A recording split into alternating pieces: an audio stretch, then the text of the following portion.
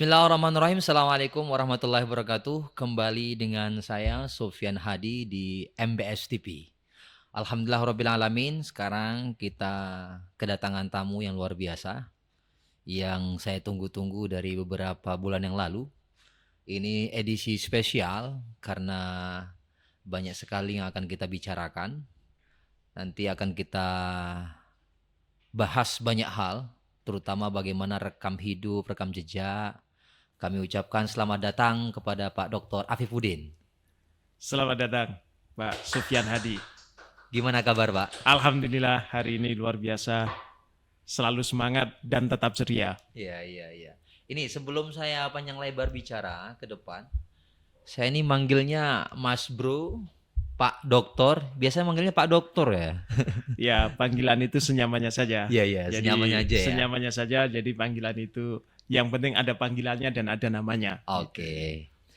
Tapi sehat semua ya, keluarga dan yang lain-lain dan aktivitas aman semua. Alhamdulillah sampai saat ini luar biasa terkendali dan aman. Kita tetap bisa berkreasi, melaksanakan berbagai hal positif, terutama pengabdian kepada masyarakat, kepada umat dan juga kepada dunia pendidikan kita. Oke, sebelum panjang lebar, saya sedikit memperkenalkan dulu narasumber kita hari ini. Ini salah satu dosen, tapi dosen yang menurut saya fenomenal. Karena selain dosen, beliau juga sangat aktif dalam dunia entrepreneur. Nanti saya akan sedikit mengulik-ngulik, Pak Dokter ya. Siap. Mengulik-ngulik bagaimana gitu, proses kok bisa gitu. Selain mengajar yang sangat sibuk, ternyata ada sisi yang lain yang digelutin. Dan ada juga yang sangat spesial menurut saya, di usia muda, Pak Dokter ini meraih gelar doktornya relatif usia yang sangat muda, yaitu 29 tahun. Alhamdulillah. Iya, jarang-jarang kita temuin. Contoh aja, saya ini udah usia 34 ini. Belum dokter-dokter juga ini. Ini mungkin juga jadi motivasi buat teman-teman muda, sahabat-sahabat muda. Ternyata meraih gelar itu di usia muda itu sangat produktif, sangat luar biasa. Ya, tapi kesibukan sekarang apa nih Pak Dokter? Selain ngajar dan lain-lain ya Pak. Iya, terima kasih Pak Sofyan Hadi, ini sahabat saya yang paling keren. Masih muda tapi sudah melanglang buana, ganteng lagi ya. Ya teman-teman, saya kira saya memiliki latar belakang yang unik ya, mungkin buat sebagian orang, tetapi buat saya ya itu tetap saya syukuri karena memang saya terlahir di keluarga yang sangat religius, sekaligus juga memiliki kegiatan-kegiatan aktivitas entrepreneurship, sehingga dari latar belakang itulah banyak menginspirasi perjalanan hidup saya. Jadi dari situlah kemudian saya punya tekad yang cukup gigih untuk mewujudkan apa yang sudah ditanamkan oleh orang tua saya, oleh lingkungan saya, sekaligus untuk menempuh studi yang cukup bagus dan juga mengembangkan potensi dalam dunia entrepreneurship. Saat ini sebetulnya saya mendapatkan amanah untuk bergabung dan mengawal lembaga penjaminan mutu di Universitas PTIG Jakarta, dan selain itu saya juga aktif mengajar di beberapa kampus. Alhamdulillah dari sisi akademik bakat-bakat itu tersalurkan dengan baik. Dan itulah yang sampai hari ini tetap saya jaga. Mudah-mudahan ini bisa kita tularkan untuk generasi muda yang akan datang. Tapi sebelum ini Pak Dokter, di usia 29 berarti sekitar usia 25 sudah lanjut program doktor ya? Karena 3 tahun ya. Betul. Itu normal atau Pak Dokter ini pernah nakal nggak sih kira-kira? Iya. Ya langsungnya. Apakah kutu buku gitu, setiap hari baca buku, berturut dengan teori-teori, ya mohon maaf ya. Di usia 25 tahun itu kan seharusnya lagi senang-senangnya ya, namanya juga anak muda kan. Apakah Pak Dokter baca buku terus belajar itu? Atau gimana? Coba kok bisa gitu? Ya lazimnya anak-anak muda ya, tentu semangat untuk melanglang buana, mencoba hal-hal baru itu selalu mendominasi. Betul. Jadi ketika kita sebagai aktivis juga ingin mengeksplorasi kegiatan kita, tentu sangat itu bergairah dan menggairahkan. Tetapi pada sisi yang lain tentu itu harus dijaga endurance kita untuk tetap berkarya supaya kita juga bisa memperoleh apa yang kita mau dan kita cita-citakan. Sejujurnya saya dari TK ini Pak Sofyan sampai S3 itu saya termasuk manusia yang taat, ta'zim, dan iman. Jadi relatif saya hanya break 1 tahun dari SD ke SMP, SMP ke SMA, S1, track S2. Nah dari S2 itu ke S3 saya break 1 tahun dan kemudian saya lanjut kembali. Jadi di masa 25 tahun itu kalau kita mengenal masa kenabian itu adalah masa-masa paling sakral, dan di situ saya betul-betul mempush diri sendiri untuk memperoleh apa yang sudah dicita-citakan, dan alhamdulillah semua itu mendapatkan dukungan luar biasa dari keluarga saya, dan itulah yang menjadi kekuatan saya pada akhirnya bisa menyelesaikan studi dengan usia yang relatif lebih muda. Berarti memang selain apa ya, semangat dari sendiri, itu memang ada dorongan besar dari keluarga, orang tua ya untuk melanjutkan studi itu. Iya. Tidak cukup dengan semangat diri sendiri ya. Iya, yang pasti itu dorongan orang tua, keluarga, terutama istri, orang tua, ayah dan ibu ya, itu adalah sesuatu yang nyata ya. Jadi dari mereka lah energi, kreativitas, semangat, juang itu terus tumbuh, meskipun juga kadang-kadang terbentur oleh berbagai dinamika yang kadang kita juga mau ngedons gitu ya, tapi kok bagaimana kita sebagai seorang pria, sebagai seorang laki-laki, dan sebagai seorang akademisi menyerah dengan tantangan dan hambatan. Dan situlah muncul semangat juang supaya kita bisa tetap berkarya dan juga bisa menyelesaikan pendidikan dengan baik. Oke.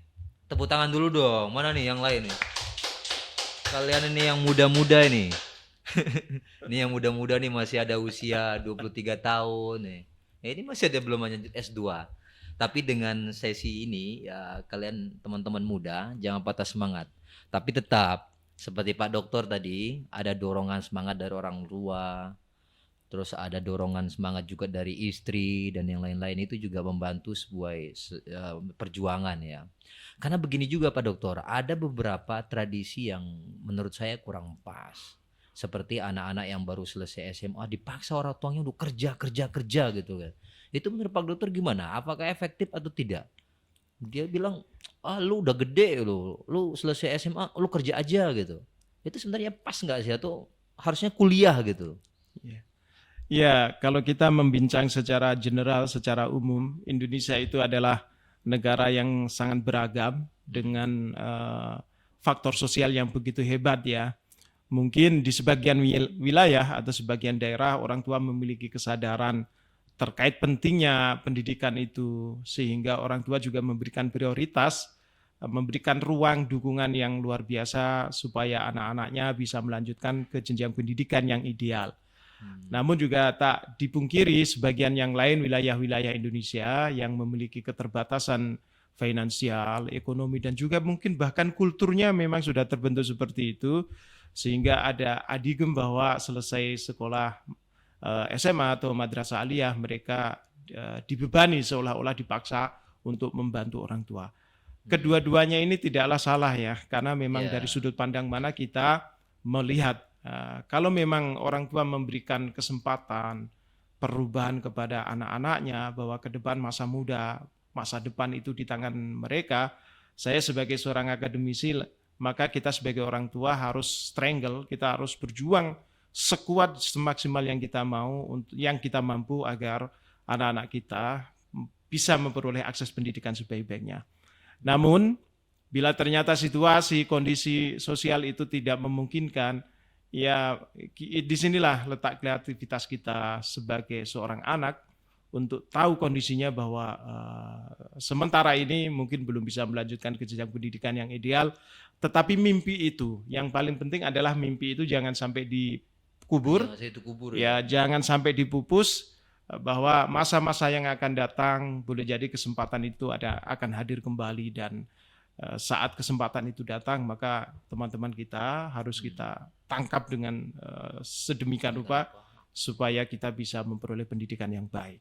Jadi dari sudut pandang Pak Dokter, ya kerja dan tidak kerja anak itu tidak jadi masalah, tergantung kondisi daripada keluarga tersebut ya. Betul. Betul. Jadi itu malah lebih bagus ya daripada misalnya sekarang fenomena generasi Z itu kita bisa temui. Tentu ini tidak berlaku secara umum ya. Ada kasuistik mereka menyelesaikan pendidikan SMA, memasuki dunia-dunia yang mungkin merasa naik ke level jenjang dewasa sehingga mereka abai dengan kewajibannya. Membantu orang tua pun tidak, mereka asik dengan dunianya sendiri. Situasi inilah yang mungkin perlu kita kritisi, kita hindari supaya kita tidak larut menjadi generasi yang dalam istilah saya itu generasi micin. Generasi micin ya. Generasi micin ya. Ini anak micin ini mana jadi, tuh? Mana micin? Dia menjadi sesuatu karena dia butuh penyedap, tapi seharusnya kita tidak menjadi generasi yang sedemikian rapuh, tapi kita menjadi generasi yang sedemikian kokoh. Ya. Begitu kira-kira Pak Sufyan. Berarti generasi hari ini generasi rapuh ya. Iya. Ya. Generasi gadget gitu kan. Sedikit-dikit setiap gang mabar gitu. Anak generasi sekarang ini suka mabar, main bareng, Mobile Legend lah, apalah itu segala macam. Oke, ngomong-ngomong dengan aktivitas Pak Dokter ya, selain ngajar, ada di bisnis, usaha. Kalau lebih trennya kita sebut sebagai teacherpreneur ya. Teacherpreneur. Ini gimana sih konsep Pak Dokter? Apakah dengan kesibukan ngajar bisa membagi untuk berbisnis atau emang ada motivasi tersendiri Pak Dokter untuk mengembangkan ini? Ya, sejujurnya saya sebagai seorang akademisi itu sangat menikmati kegiatan saya, mengisi kajian, mengisi kuliah, mengisi pelatihan, mengembangkan penelitian, mencari metodologi terbaru di dalam dunia pendidikan itu adalah passion saya. Tetapi tidak dipungkiri bahwa saya juga sebagai seorang manusia yang sejak kecil saya melihat kakek saya melakukan aktivitas entrepreneur, ibu saya melakukan aktivitas entrepreneur.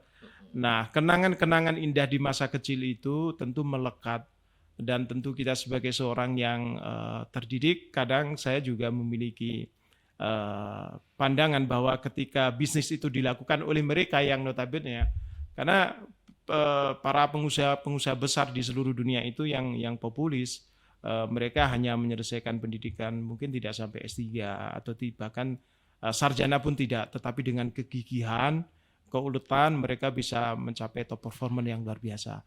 Nah, dengan pandangan itu saya mencoba memotivasi diri gitu. Ketika mereka saja mampu melakukan, maka mestinya peluang itu saya juga bisa tangkap dengan modal, bukan bermaksud riak ya, bukan bermaksud sombong, tapi dengan modal pendidikan yang sangat memadai, jejaring yang cukup bagus.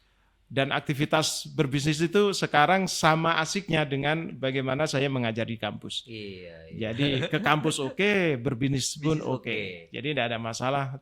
Jadi saya pikir teman-teman, sahabat-sahabat bisa mendualisme ya. Jadi kita bisa berpoligami dengan profesi kita. Ya, tentu istri pertama itu adalah profesi utama, dan istri kedua kita adalah entrepreneur. Saya kira begitu Pak Sufyan. Tapi kalau boleh tahu nih, jadi dosen itu enak gak sih Pak Dokter?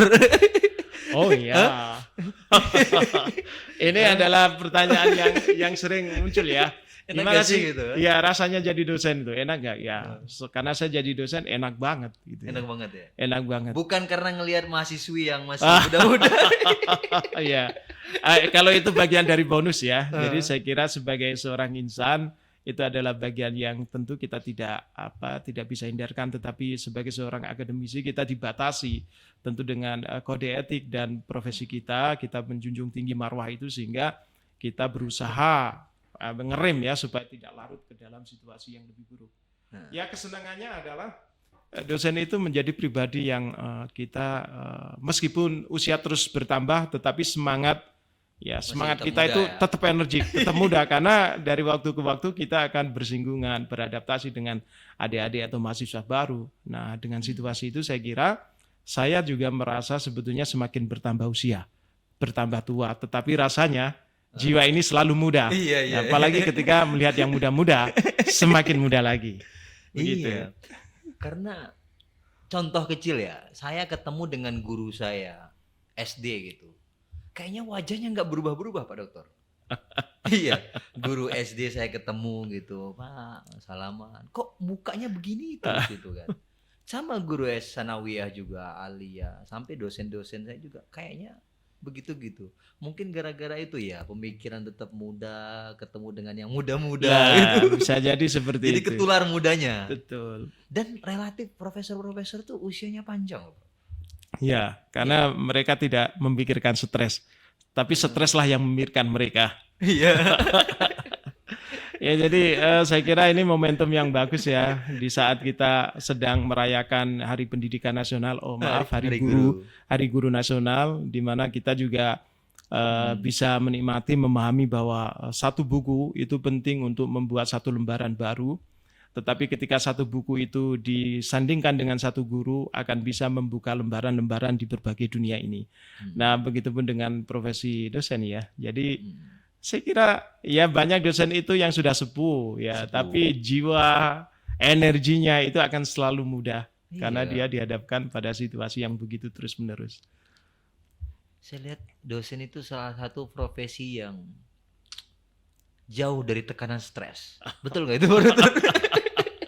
Ya, sebetulnya.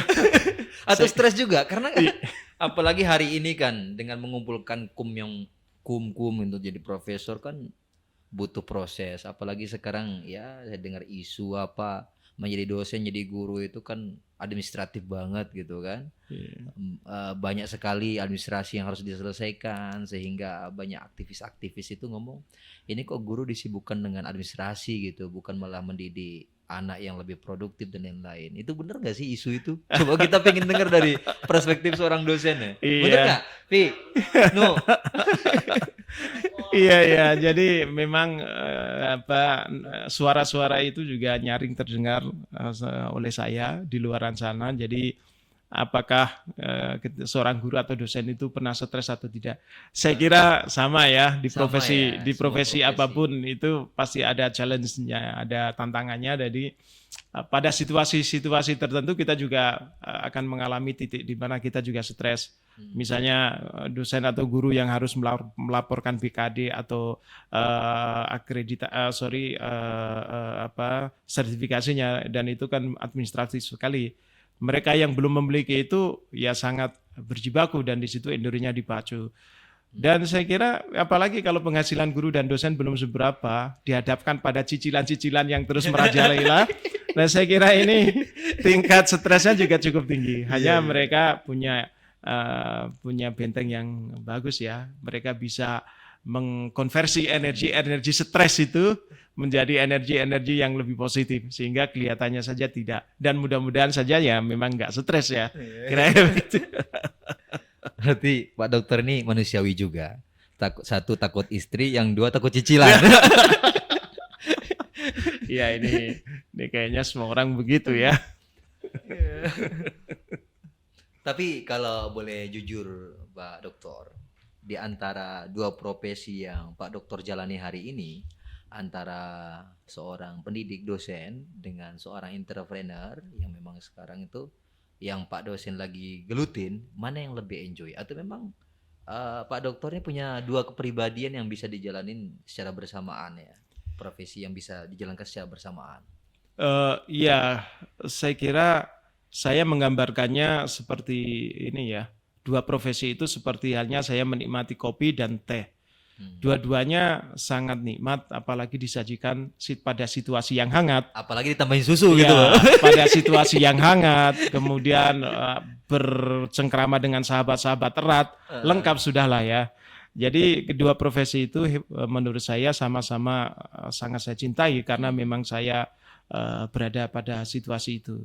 Mengajar, meneliti, berbagi, mengabdikan diri kepada masyarakat yang kaitannya itu adalah untuk peningkatan kualitas sosial, budaya, dan seterusnya, itu sesuatu yang sangat-sangat saya cintai. Namun memperoleh satu peluang peningkatan ekonomi, peningkatan kesejahteraan melalui kegiatan entrepreneurship itu juga sesuatu yang sangat luar biasa. Jadi kalau kita pernah merasakan dulu kalau kita belajar di pesantren itu ya, nikmatnya memperoleh berkat Berkat itu Berkat. ya semacam goodie bag lah. Goodie bag. Goodie bag yang bagus itu kan Kalau Betawi kita besek gitu. besek ya, besek itu kan kita senang. Nah saya pikir kita berbisnis, berentrepreneur itu dalam rangka mencari besek-besek itu. Karena besek itu Oke. bertebaran dimanapun sepanjang kita mengikhtiarkan. Dan di saat kita memperoleh besek yang berisi berlian, nah disitulah maka kita akan menjadi orang yang sangat senang sebetulnya. Berarti enjoy lah. Sangat enjoy, Sangat enjoy. sangat enjoy. Karena gimana kita akan berbicara, bagaimana mendidik, bagaimana mengajar, kalau soal dapur aja masih mandek-mandek itu ya Pak Dokter ya. Bisa jadi itu. Tapi kalau melihat ini kebetulan lagi Hari Guru Nasional ya, sebagai refleksi terkait peringatan hari ini, kesejahteraan dosen dan guru menurut Pak Dokter keberpihak pemerintah sudah cukup relevan atau masih perlu banyak pembaharuan? Gimana menurut Pak Dokter? Ya, sepanjang satu dasawarsa ini saya menjadi seorang pendidik, sebetulnya ikhtiar pemerintah untuk memperoleh atau memperlakukan guru-gurunya, pendidiknya, baik dosen maupun guru itu semakin hari, semakin waktu semakin bagus ya. Bahwa masih didapati beberapa kekurangan atau dibutuhkan penyempurnaan itu iya, tapi lagi-lagi sebagai insan, sebagai seorang akademisi, saya mengaminkan bahwa kehadiran pemerintah itu sudah sangat baik ya. Dari waktu ke waktu, buktinya undang-undang yang berpihak kepada dosen dan guru itu disahkan. Buktinya sertifikasi untuk guru dan dosen itu juga diberikan. Bahwa memang secara nasional belum dilakukan secara merata, itu mungkin ya kita menyadari ada keterbatasan pada anggaran APBN kita. Tapi saya meyakini di era-era sekarang ini, terutama kemarin ya kita mendengar bagaimana janji-janji Pak Presiden kita ya, Pak Prabowo sendiri mengatakan nanti setelah apa itu yang disampaikan oleh Pak Hasim, maka guru-guru akan mendapatkan tambahan honor. Berapa itu saya kira teman-teman masyarakat sudah mendengarnya. Dari statement-statement itu adalah bukti sahih bahwa sebetulnya negara itu hadir untuk memberikan ruang terbaik kepada pendidiknya. Ya lagi-lagi memang belum ideal, belum sempurna, tetapi kita meyakini di masa mendatang, apalagi nanti ketika kita membincang tentang Indonesia Emas di tahun 2045, arahnya saya kira, maka yang belum jadi guru, ayo, mumpung masih ada kesempatan, jangan sampai nanti kesempatan itu ditutup, sudah tidak jadi guru, tidak jadi entrepreneur juga. Nah itu sudah bahaya itu. Oke, sebenarnya saya banyak pertanyaan soal guru dan lain-lain ini.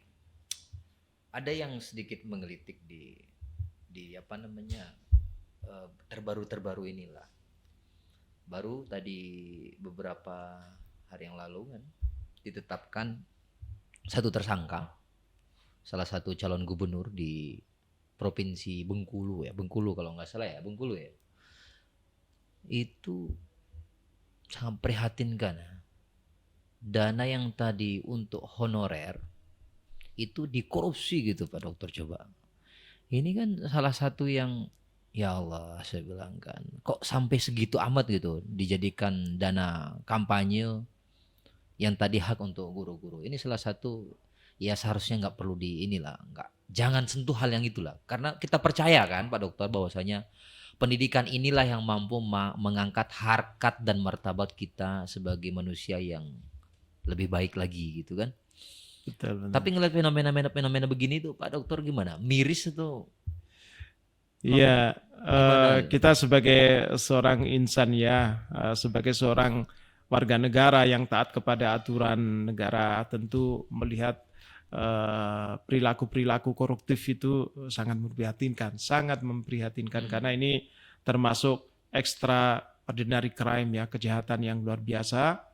Jadi saya pikir mungkin korupsi itu dilakukan oleh segelintir orang, 1, 2 atau bahkan beberapa saja, tetapi dampaknya kan sangat besar.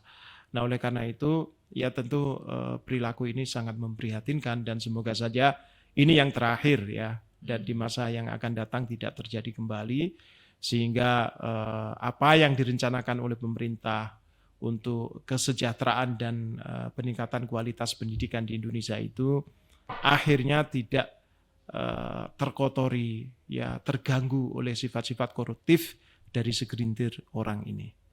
Itu sangat sayang sekali saya itu. Setega itukah gitu. Yang dimana gaji guru hari ini ya bisa dibilang ada beberapa tempat lah kurang manusiawi dan lain-lain. Tapi itu memang kondisi Ya, hari ini ya. ya, kita masih melihat situasi itu dan sangat Sama memprihatinkan, memprihatinkan. sangat memprihatinkan. Nah, terus ini Pak Dokter, ada juga yang selalu menggelitik. Di pendidikan itu kan di SMA atau MAN atau Madrasah Aliyah yang ada itu hanya jurusan IPA, jurusan IPS, jurusan bahasa gitu. Kenapa tidak ada yang jurusan keguruan gitu? Yang menjurus keguruan. Karena saya melihat begini Pak Dokter, ini mungkin keresahan saya yang memang beberapa kali diskusi soal dunia pendidikan kita ya. Kenapa tidak ada sekolah yang mengkader guru?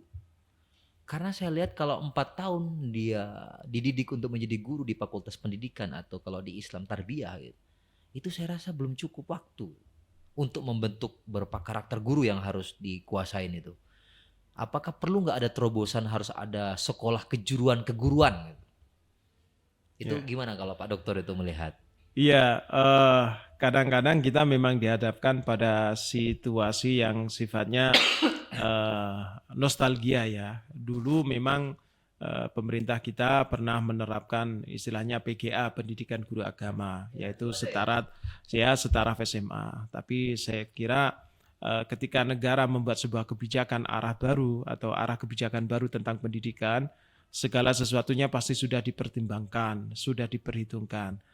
Ya, kalaupun hari ini SMA dan MA itu hanya menghadirkan jurusan-jurusan yang terbatas, misalnya IPA, IPS atau keagamaan di MANPK ya, itu adalah bentuk bagaimana pemerintah itu ingin menggarap menyelenggarakan pendidikannya itu secara efektif dan efisien. Meskipun lagi-lagi ya, tentu saja di antara ruang-ruang itu masih ada ruang kekurangannya. Nah, tapi pemerintah juga tidak menutup akses itu karena memang di berbagai universitas sekarang kita sudah temui banyak FTIK ya, Fakultas Ilmu Tarbiyah dan Keguruan kalau di kampus-kampus keagamaan, tetapi juga ada di Fakultas Keguruan ya, Kependidikan dan Keguruan kalau di kampus-kampus umum. Saya kira ini adalah bentuk tanggung jawab pemerintah untuk menyiapkan calon kader-kader guru. Nah, soal durasi apakah 4 tahun itu cukup untuk menyiapkan seorang guru yang profesional? Saya kira itu adalah rentetan waktu yang sudah cukup ideal, bahwa nanti akan ada penguatan-penguatan, karena kan nanti juga ada PPG, PLPG, ada diklat-diklat yang lain. Itu adalah ruang-ruang di mana pemerintah juga ingin menghadirkan guru-guru yang dari waktu ke waktu memiliki kompetensi yang memadai. Jadi memang ya, jadi kita kadang-kadang kalau membaca, membincang, menyampaikan pendidikan hanya dari beberapa aspek, rasa-rasanya selalu kurang. Tetapi kalau kita mau menggali lebih dalam dari berbagai fenomena, saya kira hari ini adalah yang sudah terbaik lah. Ya, sudah terbaik yang bisa bangsa Indonesia kerjakan ya. Kita tidak tahu di masa-masa mendatang nanti akan ada improvisasi atau inovasi apa lagi. Jadi saya kira itulah cukup bagus meskipun masih ada ruang yang perlu diperbaiki. Tapi kalau melihat dari perjalanan ini on the track atau tracknya masih mandat-mandat tuh salah ini gimana? Sepanjang yang saya pahami dan saya amati dengan serius, saya punya analogi gini. Setiap kepala keluarga itu tentu tidak ingin membangun bahtera rumah tangganya atau bangunan rumah tangganya itu pada jalur yang salah dan keliru. Kalaupun ada kebocoran di atapnya, pasti satu waktu dia akan ganti gentengnya atau tambal. Kalaupun terjadi keusangan pada dindingnya, pasti akan dihadirkan cat baru. Nah, membincang on the track pendidikan di Indonesia ini, saya kira ya like that ya. Seperti itu juga. Pasti akan ada improvisasi, perbaikan, penambahan, entah itu pada sisi kurikulumnya, infrastrukturnya, pendanaannya, SDM-nya. Saya kira itu menjadi garapan serius Kementerian Pendidikan yang sekarang ya. Kita tahu sekarang pendidikan digawangi oleh orang-orang yang top, yang hebat, yang punya track record luar biasa. Jadi saya memahaminya, memandangnya kita sudah pada jalan yang benar. Buktinya apa? Karena pendidikan kita didasarkan pada Undang-Undang Pancasila, didasarkan pada NKRI, dan juga disandarkan pada Bhinneka Tunggal Ika. Sepanjang 4 pilar itu hadir sebagai software pendidikan kita, berarti pendidikan kita on the track. Nah, kecuali nanti, misalnya pendidikan kita disusupi paham-paham komunisme, radikalisme, lah itu baru tidak on the track. Tapi sepanjang tiangnya masih 4 pilar itu, Undang-Undang Dasar 45, Pancasila, NKRI, Bhinneka Tunggal Ika, dibolak-balik itu, saya kira kita masih pada track yang lurus, dan itu perlu kita dukung. Coba minum dulu Pak Dokter. Wah, ini benar-benar ini luar biasa. Ini teh khas di MBS. Ada Arab-Arabnya kan. Ada itu. Ya, ini luar biasa ini.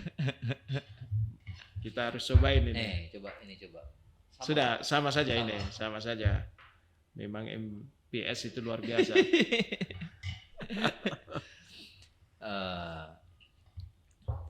Teh Arab ini baru nyampe dari Arab Saudi ya. Biar kita merasakan dunia sensasi-sensasi yang berbeda lah. Wah, ini perlu dicobain ini. Rupanya teh Arab beda dengan teh Bogor. Tapi di Bogor ada Arab juga Pak Dokter kan? Ya, Arab Bogor, bukan Arab bukan Arab Timur Tengah. Arab Bogor. Oke, sambil ini ada yang nitip pertanyaan tadi Pak Dokter nih dari sahabat saya Fauzi. Tadi ada pertanyaan, dia bilang nanti apa diskusinya Sofyan katanya. Ini soal pendidikan. Oke, kalau gitu titip pertanyaan gitu. Pertanyaannya adalah kenapa kurikulum kita berubah-ubah katanya? Kenapa kurikulum kita berubah-ubah? Tidak ditetapkan satu kurikulum saja. Contohnya kurikulum dimasukkan dalam undang-undang. Sama seperti APBN 20% untuk hak pendidikan. Nah, sehingga nanti kurikulum kita perubahan rezim itu tidak mengikuti rezim yang baru. Tapi menurut yang sudah ditetapkan dalam undang-undang. Atau ada solusi lain Pak Dokter? Ini pertanyaannya adalah pertanyaan berat, ini khas calon legislatif ya. Tapi saya kira ini narasi ini seringkali muncul di luar. Betul. Ganti dan rezim, gitu kan? Saya kira bukan hanya sebatas narasi ya, tapi kita bisa melihat, mendengar, dan menyaksikan. Saya punya analogi ya, misalnya kita yang hidup di tahun 2024 ini, fashion kita akan mengikuti fashion 2024. Saya kira nanti ketika kita masuk di tahun 2034, fashion kita juga akan berbeda. Lihatlah bagaimana deretan sejarah orang-orang tua kita yang dari Jawa.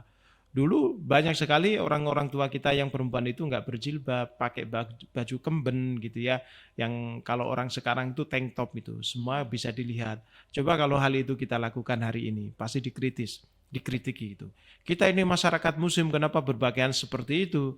Nah, kita lihat film-film zaman kolosal itu, bagaimana mereka cuma pakai kemben, kemudian pakai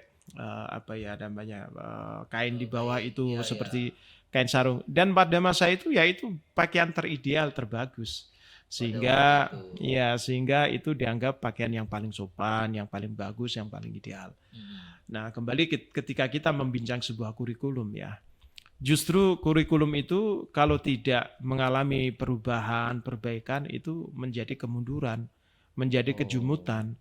Jadi lembaga pendidikan atau kurikulum itu dikembangkan based on needed, berdasarkan kebutuhan masyarakat. Jadi sudah benar setiap saat kurikulum itu harus mengalami penyesuaian, harmonisasi, dan juga melihat kebutuhan masyarakat di masa yang akan datang. Jadi saya boleh menggunakan istilah kurikulum itu laksana cenayang.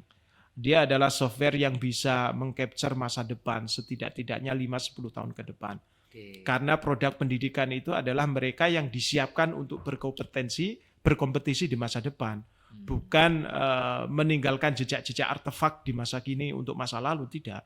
Jadi memang pendidikan itu tidak boleh tercerabut dari akarnya. Maknanya juga tidak boleh serta-merta diganti begitu saja. Tetapi boleh ada penyesuaian, boleh ada penambahan, boleh ada pengurangan. Nah, makna penyesuaian ini, kalau masyarakat awam mengatakan, lah ini terjadi perubahan yang radikal. Oh tidak. Saya kira sepanjang Republik ini berdiri sudah lebih mungkin dari 62, 64, 78, kemudian sampai 83, 96, 2010, 2013, dan mungkin sekarang lintasannya masuk kurikulum 13, kurikulum Merdeka ya, Kurmer ya. Yang terbaru nih kurikulum nasional. Nah, kurikulum ini sedang dirancang oleh Mas Menteri ya, Prof Menteri itu. Saya pikir bangsa Indonesia sudah 7-9 kali mengalami pergantian kurikulum. Dan teman-teman, justru perubahan ini adalah bukti bangsa kita peduli terhadap pendidikan yang baik. Contoh konkret lagi lah, kalau misalnya kan sekarang lagi ngetrennya timnas kita nih. Ya, kalau timnas kita menggunakan pemain yang itu saja, betul. Tidak ada perubahan, tidak ada kita upaya naturalisasi. Jangankan kita berbicara di kelas RON 3 ya, kita kelas ASEAN saja babak belur terus. Ya, jangan bicara berhadapan dengan Arab Saudi yang itu juga negerinya negeri para nabi, kita kalahkan dengan negeri para wali ya.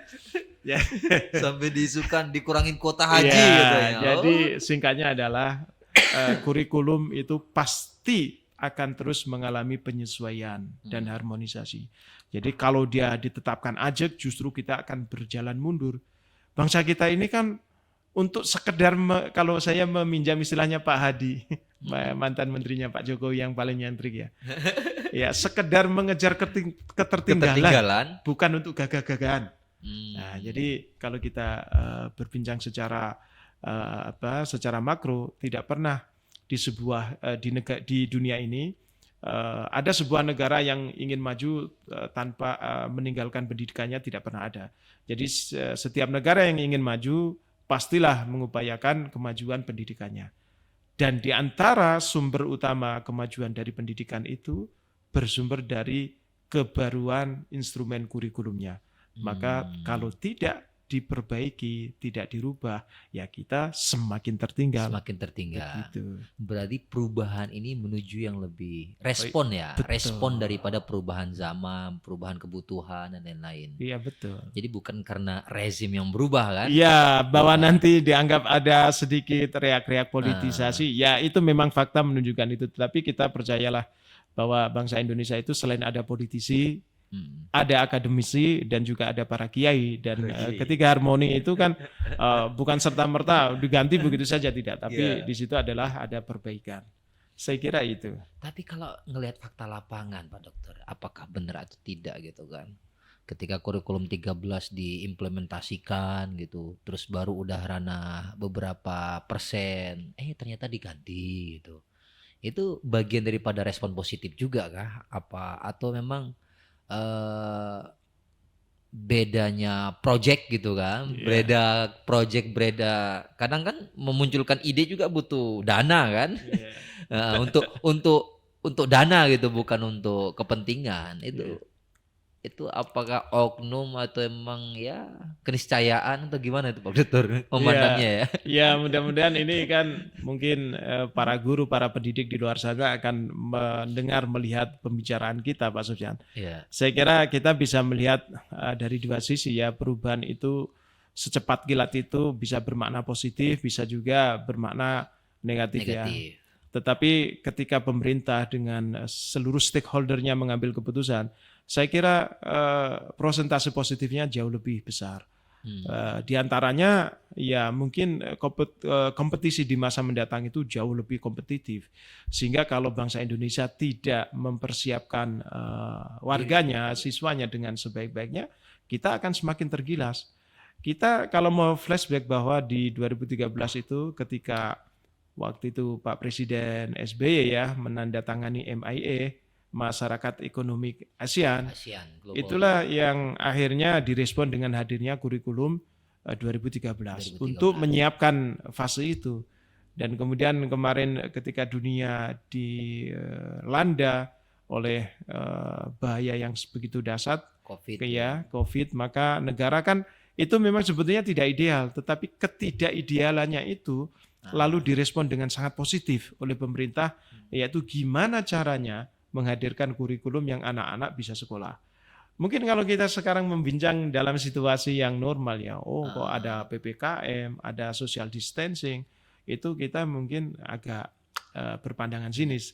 Tetapi di periode-periode tahun 2020, 2021 itu, semua negara di Indonesia terutama juga kita dihantui rasa kecemasan yang sangat tinggi. Nah, oleh karena itu kan di saat krisis yang sedemikian hebat, aktivitas pendidikan juga tidak boleh terhenti, maka lahirlah sebuah kurikulum sebagai wasilah penjembatan di mana situasi yang tidak ideal itu supaya pendidikan tetap berjalan. Nah, sekarang kita kan sudah kembali ke tahapan ideal. Maka ketika kurikulum Merdeka itu ada inisiasi untuk disesuaikan, logika berpikir itu masyarakat harusnya terbuka ya. Situasinya sekarang berbeda. Kalau kita masih menggunakan kurikulum Merdeka, tentu ini akan ada masalah-masalah di masa datang. Jadi saya kira bukan hanya bahwa ketika kurikulum itu digulirkan tentu saja itu ada biaya yang mahal. Betul. Dan itu adalah bagian dari konsekuensi ya sebagai tata kelola negara. Saya kira saya masih sangat positif ya, apa yang dilakukan oleh pemerintah itu masih yang terbaik gitu ya di tengah ketidakidealan. Iya. Memang sebagai dosen dan guru itu positive thinking terus. Harus positif. Kalau kita negatif bahaya juga itu. Memang udah cocok jadi dokter ya Pak Dokter ini kan. Jadi semua pertanyaan itu taktis saja dijawab. Tapi memang masuk akal juga. Kurikulum berubah memang kebutuhan zaman. Justru kalau tidak berubah ini sebuah kekhawatiran kan. Berarti kurikulum kita itu nggak bisa merespon perkembangan. Ya. Betul juga. Ini bagi orang yang curiga-curiga nih. Curiga-curiga soal kurikulum. Nih penjelasannya nih dari Pak Dokter kita. Oke. Terus ada beberapa, masih ada pertanyaan nggak nih? Ada yang WA lagi nggak? Kita lihat dulu. Belum ada. Oke, di ini harapan besar di Hari Guru Nasional ini, Pak Dokter apa? Ya, sebagai seorang akademisi yang sedari waktu itu sampai nanti saya insya Allah akan mendharma baktikan apa yang saya miliki ya. Tentu saya sebagai seorang akademisi sangat terinspirasi oleh perkataan-perkataan salah satu tokoh pendidikan kita atau bapak pendidikan kita, yaitu Ki Hajar Dewantara ya. Ing ngarso sung tulodo, ing madya mangun karso tuturi handayani.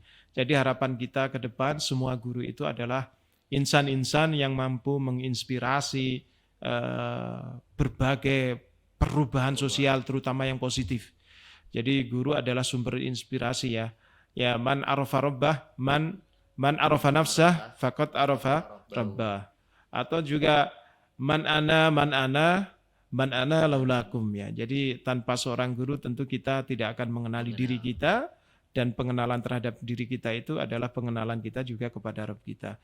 Saya kira harapan saya ke depan semua guru, semua dosen, semua pendidik di semua jenjang bisa melahirkan sebuah inspirasi. Bukan konspirasi ya, tapi inspirasi kepada semua peserta didiknya.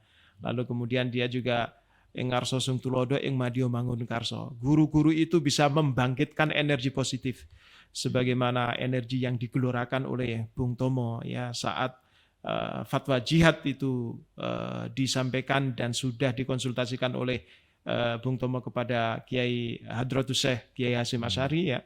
Saya kira guru-guru ke depan adalah guru yang bisa jadi PLN, ya, menjadi sumber pelita, sumber energi bagi perubahan bangsa Indonesia dari arah yang sedemikian menjadi lebih hebat lagi. Dan yang terakhir, ing madya mangun karso tuturi handayani. Memang semua itu butuh effort ya, butuh kerja keras, dan semua guru saya harap kita bersama-sama memberikan contoh legacy terbaik supaya mereka menjadi generasi yang al-insanul kamil ya, manusia Hmm. paripurna, human perfect dengan karyanya, dengan kinerjanya, dan bukan menjadi generasi micin yang hanya bisa menjadi penyedap dan itu sifatnya sesaat. Itu adalah harapan saya di momentum peringatan Hari Guru tahun ini. Luar biasa Pak Dokter ini. Udah benar ini saya mengundang Pak Dokter ini buat inspirasi buat saya pribadi dan seluruh sahabat-sahabat muda yang ada nonton di beberapa tempat hari ini. Memang Hari Guru ini menjadi momentum yang luar biasa ya buat guru-guru.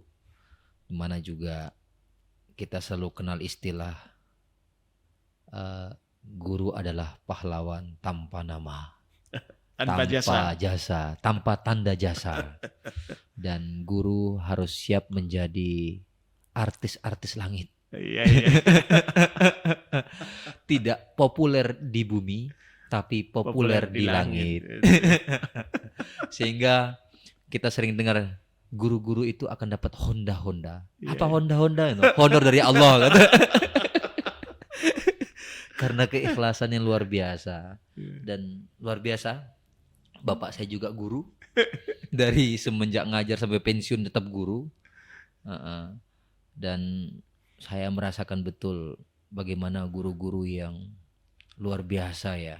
Untuk mendidik anak, mendidik peserta didik, murid, dan lain-lain itu. Saya ingat betul ya Pak Dokternya. Ini saya cerita sedikit ya. Pagi-pagi kita udah lap sepatu bapak gitu, set, gitu kan. Yuk berangkat bareng gitu kan. Guru itu luar biasa. Pagi-pagi udah siap gitu kan untuk ya membimbing anak-anak yang ada yang telat lah, ada yang untuk ini itu dan lain-lain itu. Dan setiap hari gitu. Itu kan suatu hal yang mohon maaf membosankan gitu. Setiap hari dengan aktivitas yang sama gitu Pak Dokter ya. gitu. Yeah. Dengan aktivitas yang sama coba bayangkan. Setiap pagi jam 6 udah mandi, udah rapi, 6:30 udah di sekolah gitu kan. Udah pencet bel. Dulu kan bukan pakai bel Pak Dokter. Pakai apa namanya? Pentungan. Tung tung tung tung tung tung. Ya betul, Berbaris menghasilkan gitu. bunyi ya. Iya. Masih dulu banyak kearifan lokal gitu yang dipakai. Kalau sekarang kan pencet bel tet gitu kan. Ingat dulu dengan aktivitas yang sama. Itu kan mohon maaf hal yang membosankan itu.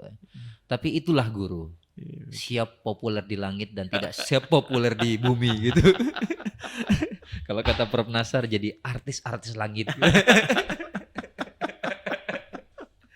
Iya, saya kira ya semua pekerjaan apapun sebetulnya adalah repetition ya, pengulangan ya. Yang ujung-ujungnya itu pasti mencari kebahagiaan dan mencari kesejahteraan dengan caranya yang beda-beda. Beda-beda ya. Ya mungkin guru atau pendidik di seluruh Indonesia cara memperoleh kebahagiaan, kesejahteraannya seperti itu ya. Saya kira kalau makomnya sudah yang dicari kebahagiaan itu seberat apapun menjadi ringan lah ya. Tapi kalau sudah tidak diilhami oleh kecintaan dan kebanggaan, maka seringan apapun yang kita lakukan menjadi sesuatu yang berat dan itu bisa menjadi jalan kita depresi malahan. Gitu. Luar biasa. Saya nggak berkisah kata apa-apa udah ini. Karena kalau saya ngelihat data-data itu ampun Pak Dokter. Ya kenapa sih bilang ampun? Ada yang honor, mohon maaf ya. Kita sebut juga. Kayaknya perlu ngeteh Arab lagi biar. Iya. Ada yang honor di bawah kewajaran lah. Di bawah ya Allah. Tapi itulah kondisi. Ya mudah-mudahan lah dengan pemerintah kita yang baru hari ini memberikan banyak terobosan-terobosan baru terutama terkait soal kesejahteraan. Makanya Pak Dr. Afif muncul dengan konsep teacherpreneur bahwasanya ya guru itu bisa menjalankan dua profesi yang produktif yaitu menjadi guru sebagai pelayan murid gitu kan. Kemudian bisa menjadi entrepreneur sebagai pengusaha. Tentu di luar jam-jam yang dapat mengganggu profesi sebagai guru atau dosen. Tapi dengan pengalaman Pak Dr. Afif ini bisa menjadi pelajaran buat guru-guru yang ada di luar sana. Yang jelas guru selalu digugu dan ditiru. Jadi emang kita harus banyak memberikan inspirasi Pak Dokter kan. Betul. Sebagai closing statement Pak Dokter, pada pertemuan kita hari ini untuk guru-guru yang di luar sana yang perlu yang dilakukan apa gitu, yang perlu untuk ya kiat-kiat apa yang pas untuk para guru hari ini. Iya, ini adalah momentum yang luar biasa ya, Pak Sufyan. Saya kira kita bangsa Indonesia yang terus mengalami perubahan, kemajuan. Kalau kita mau jujur, sebetulnya dari waktu ke waktu infrastruktur pendidikan kita semakin bagus. Ya. Kemudian instrumen-instrumen perundang-undangan kita juga semakin lengkap. Kemudian kepedulian negara dalam hal kesejahteraan juga semakin bagus. Sebagai closing statement, saya meyakini bahwa guru, dosen maupun pendidik pada jenjang apapun, itu adalah mereka yang senantiasa diasah batin dan intelektualitasnya. Sehingga saya meyakini mereka akan memiliki tingkat intelektualitas yang sehat, yang lebih baik, batin pun akan lebih baik, dia akan bisa berpikir secara jernih, memadukan antara kualitas akal, intelektualitasnya dengan batinnya, sehingga dengan modal itu sebetulnya mereka akan lebih mudah membuka pintu-pintu rezeki yang lain yang di antara orang lain tidak pikirkan. Jadi saya kira bukan bermaksud yang lain tidak memiliki potensi itu, tetapi melihat realitas bahwa guru adalah orang-orang yang senantiasa mendharma baktikan kepada pendidikan secara langsung, maka dia akan memperbaiki kualitas intelektualitasnya. Karena guru sebagai role model bagi seorang muridnya, dimanapun dia berada, maka dia juga akan memperbaiki kualitas akhlaknya. Dari dua hal itulah maka akan melahirkan satu kesimpulan bahwa intelektualitasnya bagus, batinnya bening, maka dia akan lebih mudah menemukan titik-titik di mana rezeki itu bertebaran yang Allah titipkan. Dengan demikian maka insting berbisnis atau menjadi seorang teacherpreneur itu saya kira bukan sesuatu yang mustahil, tapi itu malah sebuah keniscayaan.